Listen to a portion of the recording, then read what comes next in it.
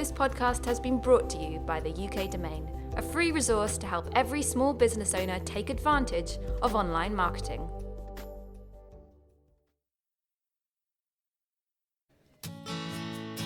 Hello and welcome to Small Business Snippets, the podcast from smallbusiness.co.uk. I'm your host, Anna Jordan. Today we have Deborah Meaden, investor, businesswoman, author, and one of the longest-serving dragons on Dragon's Den, second only to Peter Jones. She launched her first company at 19 years old, importing glass and ceramics and supplying UK retailers such as Harvey Nichols. She then took on a franchise of Stefanel, an Italian clothing company, and sold it 2 years later.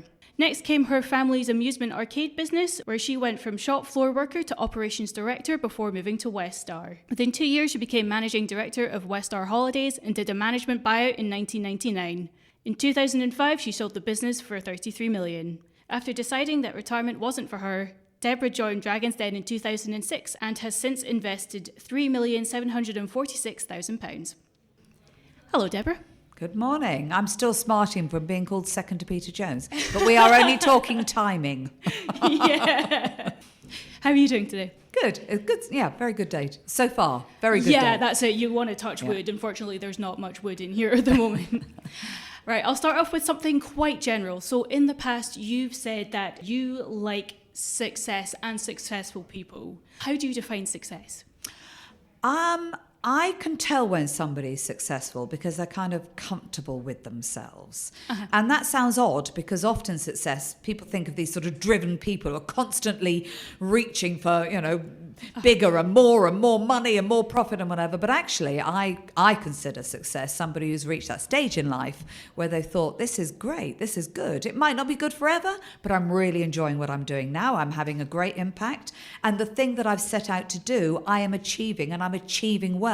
That's my idea of success. And you can tell when you are around successful people because they just enjoy, they enjoy it. They're comfortable with themselves. So it's not necessarily financial. It's easy to say it's not financial. Of course, in the early days when I didn't have money, of course it's financial, But when you reach a level, you can start thinking, actually, money isn't the be all and end all. The thing I always say about money is it's kind of the measure of business, or it has been in the past. It's kind of, if I'm good at business, I make great profits. Yeah. I think that's changing. And that suits me better. It's what do I want my output to be? Of course, I've got to make money. Otherwise, I don't have a business. But actually, do I want to have a social impact as well? Do I want to feel good about what I do?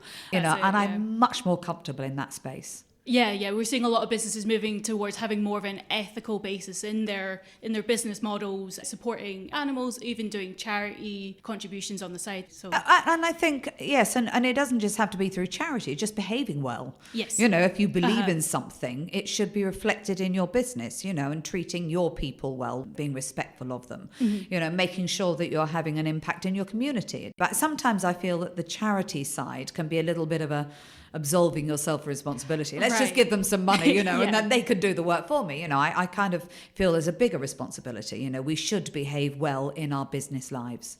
And no matter how successful you are as an entrepreneur, everyone has their set of strengths and weaknesses. You've said that with Weststar, you lost some good people because you didn't temper your approach to nurture them. Have you adapted to different personalities in the workplace since? And if so, how did you go about it?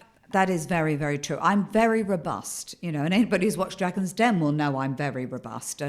But what I mean when I'm robust is I throw things out there and I'm hoping that people are going to challenge me. I'm not just saying it because I want everybody to go, oh, yes, I agree with you. I put things out there and I want to hear this. I want a lively, energetic conversation around the stuff. But I did realise early on that doesn't suit everybody. Sometimes I'd say things and they kind of think, oh, all right. Okay. And I think, well, no, argue with me, debate it, discuss it with me. I think that's part of experience, take yourself off transmit and start receiving as well as just transmitting. How did you put that into practice? It was a bit odd because, of course, in life, you get through. Life is about communication. And I just suddenly realised that I had a great group of friends. I communicated, I listened, we debated.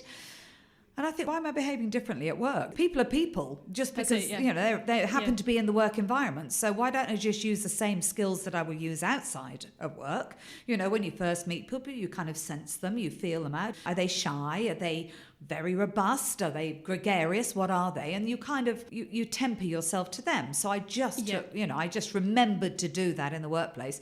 And of course, the response was amazing, because it meant that good people who just had a different style could find their style with me. We could work together and find a way of working together, as opposed to just thinking, I need to shrivel up and leave the room because she's just said something that she obviously wants to happen. One of your greater strengths as an entrepreneur is your frankness. We're surrounded by so many options these days, plagued by indecision. How do you make good decisions as a business owner? Well, the first thing is learning to make decisions, good or bad, because it's better to make a bad decision than it is to make no decision, because in making no decision, you just destabilize everything. Everybody kind of gets into this awful limbo land and think, I really don't know what's going on. And they lose the ability to make decisions. So actually learning to consider, know what you need to know, and know the moment to say, right, I've heard enough. Now I need to make a decision, because I have watched people get trapped in this, I'll just ask, maybe if we ask this and maybe if we ask, and sometimes I'll get to a stage when we're doing research and I'll say, okay, we need to stop the research now because I think we know enough. Otherwise, we shouldn't be doing our job. The researchers are not going to tell us what we should do. They're going to give us the information to help us make our decisions. We need to make those decisions. And coming back to different personality types, how would somebody who is perhaps less confident, less decisive, how do they make the most of their qualities as a business leader? It's interesting that you say business leader, because I was reading a really interesting book about leadership, and it was saying that people need different leaders in different environments and at different times. And if you think about the history of the country, we've needed different people at different times, and businesses are the same. Leaders are given permission to lead. Right. It's not like, well, I'm a fantastic leader, I can walk into any environment and anybody will follow me, because actually, if you don't do a good job, I promise you, your permission to lead will be taken away very, very quickly.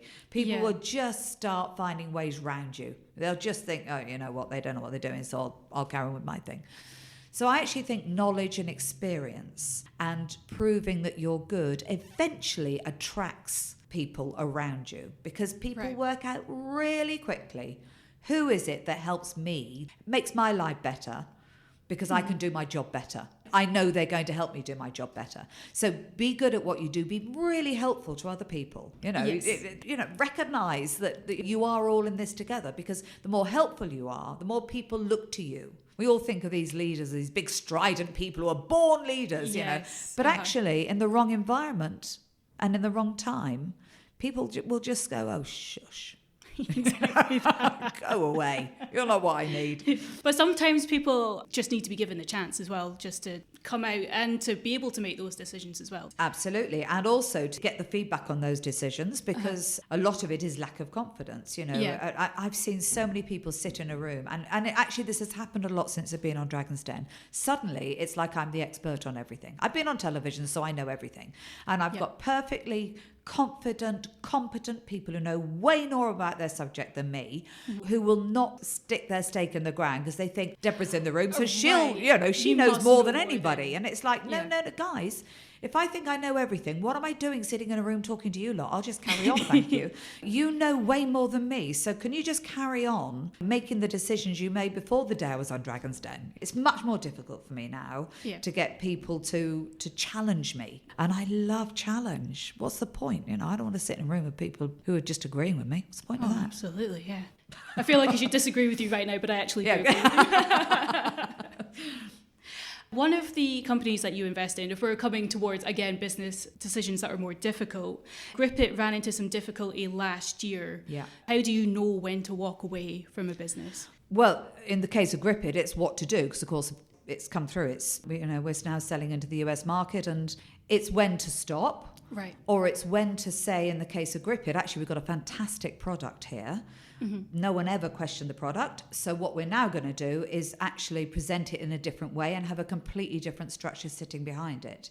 I've got a feeling that if I wasn't there, it would probably have gone. It was definitely in a very, very difficult moment in time. But I was able to see through that underpinned by a product. What I do see sometimes is a product that is clearly failing. You know, when you've actually got to wander around and just keep holding the product, oh no, buy more, buy, please, please, please buy me. That worries me much, much more. You've got a good product, but actually the structure that's selling it isn't quite right. That's a problem you can get through. If you've got a bad product and you're having to work way too hard to get out there, that's the time to call it a day. So you've got to understand why you're at that difficult moment. Every single business I have ever been in has had a difficult moment. And if you can't work out what's causing it and see a way through it, that's the time to stop. But if you can work out what's causing it and think, oh, I can fix that, and then clearly you need to carry on. Don't get buried online by thousands of other digital savvy businesses. The UK Domain can keep you up to date with inside knowledge and practical advice for free. From social media to cybersecurity, they've got it covered. And get this knowledge delivered straight to your inbox by signing up at theukdomain.uk/register. Coming back to Dragon's Den, actually, I've read that when you are doing a day of shooting, you do 6 pitches. They generally tend to last an hour each, but some are as short as 15 minutes, some are 2 hours long. What are the common themes among the not so good pitches that tend to end after 15 minutes? Oh, I'm not sure there's a common theme. You know, sometimes it is just purely and simply that isn't going to work. You know, it's just all 5 of us. And, you know, we're all very different, but you've got a lot of experience sitting across there in a lot of sectors. And we're not always right. Fantastic businesses go out there and prove us wrong. That's brilliant. That's fine. But sometimes you just think you have not thought that out. And you fall at the first hurdle because what's your market? How are you going to make it? What's it going to cost to make? These are really simple questions. So people come in with no idea of who well, they come in with an idea sometimes, and that is the problem. There is a mile of difference between an idea and a business proposition. You know, you've got to have something that I'm investing in, not just a thought. That's one of the big issues. Yeah. Although that is to say that they're quick because they're weaker pitches than the ones that say are longer, where you want to know a bit more and delve into. Yeah, I mean, I think the shortest pitch I've ever seen is 11 minutes, and it was just a product that clearly everybody was just wrong on all counts. You know, it was badly thought out, it was badly presented, there was no idea what the market was going to be, didn't know what the cost of making it was going to be, cost of selling it was going to be. That's a quick pitch. You know, there is nothing to invest in here.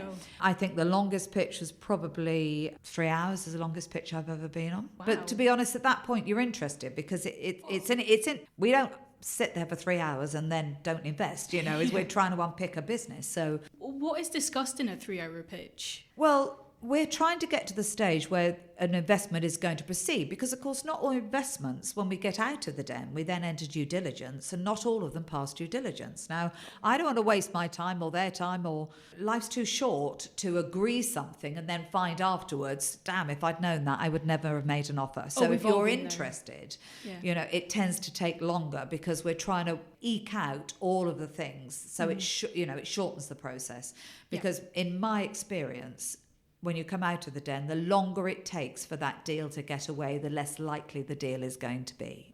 You know, and I don't want to walk out of the den and find actually they haven't got a patent. They made a patent application, or they, you know, their numbers are wrong by a factor of 100. I want to know, or they've got, and this happens a lot, or they've got loans that were not disclosed in the den. And that happens a lot. People sometimes, and I specifically ask now because people sometimes don't count a director's loan as a loan. Well, of course it's a loan. It's still a loan. Yeah. So often we'll come out, you know, and then find out that there's something that just wasn't disclosed and should have been disclosed. Because in good faith, we're both trying to find out about each other. Yeah. You know, and there's no point me agreeing a deal in the den and then walking out and thinking, oh, if only I'd known that, I would never. And you're hoping to maintain a long-term business relationship as well. Of course, so keeping stuff from each other at that point is never a good sign. No, absolutely. Well, actually, the deal just won't proceed. We are agreeing to invest. Yeah. But between that and the investment is the normal due diligence that you would do on any business. Sure. So I might as well know in the den what's going on, because if not, I will find out outside of the den. And if you haven't told me something material, my trust is gone, and I need to trust people. What's the worst pitch you've seen in the den? Oh, it's hard to tell. False fingernails for cats was a funny one.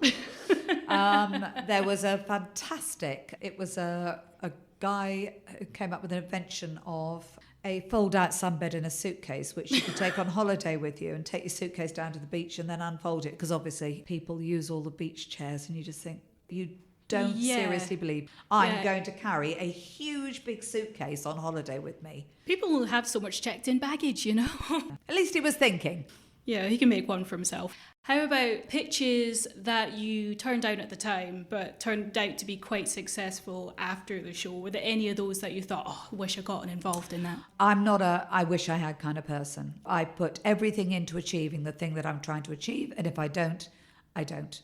And there will always be other opportunities. Yeah. And I'm not just saying this, that's the best kind of mistake to make. If you don't invest in somebody and they go on and make a huge success, it'd be a bit churlish not to think, well, good on you. And it's a very mature approach to take. Well, we started off by saying I like success. I get pleasure from seeing people fail. Even if a fleeting "I told you so" crosses my mind, it's very fleeting. I know for some people it must be quite difficult. I'm actually quite hard to interview because people ask me about what are you most proud of, and I think, well, I honestly don't know. I don't really look back. I don't worry. I don't carry stuff around with me. Bad stuff has happened, and at the time it was awful, and then 2 days later it's gone. But I've just always looked forward. That is, I'm much more interested on what's coming up than thinking about what's going on behind. And in the spirit of moving forward, we have a budget coming up. What would you like to see to support small business owners? I would definitely like to see the EIS and the SEIS schemes maintained, just in case that there's any consideration that they go. Because if ever there was a time for people to get their investment out of the bank and working with small businesses, that's what we should be doing. We should be supporting them. What else would I like to see for small business? I think this is a very, very difficult budget because we still don't know about the Brexit scenario, and we still have no idea on the basis on which that's going to be. And it's very difficult to say what you want for a business when you don't know what the landscape is. So you asking me this question in a normal landscape, I'd say, well, you could do A and B and C and help. But I have no idea what we're aiming at anymore. So I really don't know which levers to pull. That feels really awkward for somebody who spends their life making decisions and working out what is the best thing to do now. It's not nice. Yeah, because business owners are planning 3, 5, 10 years in advance, and they've just been at a point where they can't. I mean, listen, we're in a really funny time at the moment. We really don't know what the landscape is, and you can only control what you control. But I do worry there are some businesses that are really not looking at the potential pitfalls and preparing themselves for it. I've spoken to a lot of business who sort of started off thinking, well, of course, Brexit won't affect me. That's because they weren't doing business in the EU, but not really looking back through their supply chains, not understanding what could happen to the data within their business. There's no agreement on data transfer.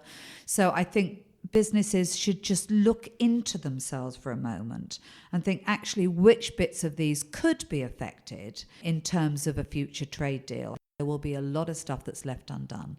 You need to know your risk. And a lot of my businesses, I've had to actually set up offices in Ireland, almost as an insurance to say, well, actually, just in case we can't directly trade with the EU without pretty hefty tariffs, I need to find a way of trading. So, there are things that you can do to mitigate on a best guess scenario, but you've got to understand what's at risk in your business. Great. Well, that seems like a good place to wrap up. Thank you for coming on the podcast, Deborah. Thank you very much for inviting me. I've enjoyed it. You can learn more about Deborah at deborahmeaden.com. You can also visit smallbusiness.co.uk for more insight on Brexit and how to pitch to investors. Remember to like us on Facebook at Small Business Experts and follow us on Twitter at Small Business UK, all lowercase. Until next time, thank you for listening.